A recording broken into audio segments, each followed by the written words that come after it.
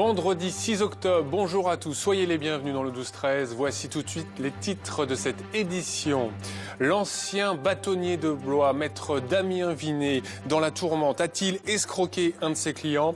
Il est soupçonné d'avoir acheté une maison aux enchères pour son propre compte via une société immobilière aux dépens de l'un de ses clients. Il est aujourd'hui jugé par la Cour d'appel d'Orléans. Investir pour acquérir de nouvelles parts de marché et soutenir l'emploi. L'entreprise Duralex dans le Loiret a inauguré hier son nouveau four de cuisson du verre.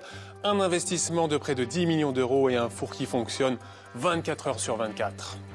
L'automne, c'est la période des récoltes pour beaucoup de fruits et légumes. C'est aussi une période délicate pour certaines récoltes d'épices comme le safran. Reportage avec des safraniers dans le Cher à la fin de cette édition. Voilà pour les titres. Bonjour à tous, soyez les bienvenus. Avant de les développer, du nouveau 6 mois après le meurtre d'Orient-Mipoudou à Château-Renard dans le Loiret, les gendarmes de la section de recherche d'Orléans ont procédé à un vaste coup de filet mercredi à Château-Renard, là où vivait l'adolescent. 8 personnes ont été placées en garde à vue. Dans l'actualité également, un dramatique accident dans le Loir-et-Cher. Hier, une famille entière est décédée suite à une collision sur la route entre Mur-de-Sologne et Soins-en-Sologne.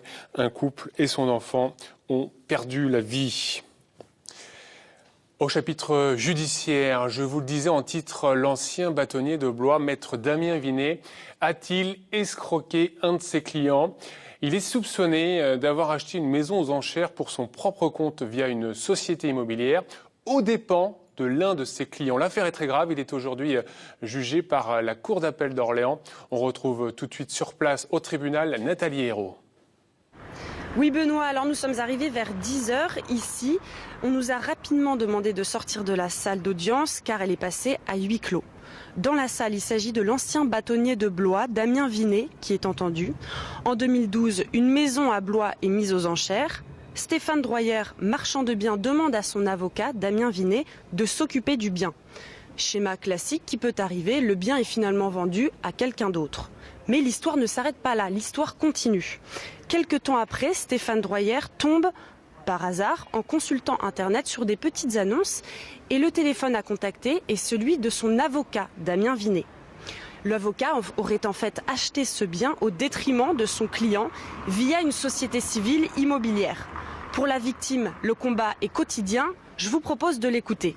C'est un peu une déception parce qu'il y a déjà eu un renvoi et lors du renvoi, je n'ai pas pu m'exprimer.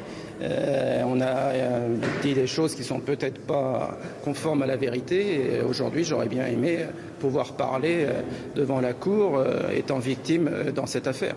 Et malheureusement je suis à la porte et je ne peux pas témoigner. Donc Benoît, nous nous trouvons toujours devant la cour d'appel. Dans la salle d'audience, cela pourrait être assez long, peut-être plusieurs heures. La grande question est de savoir qu'est-ce que l'avocat général va demander.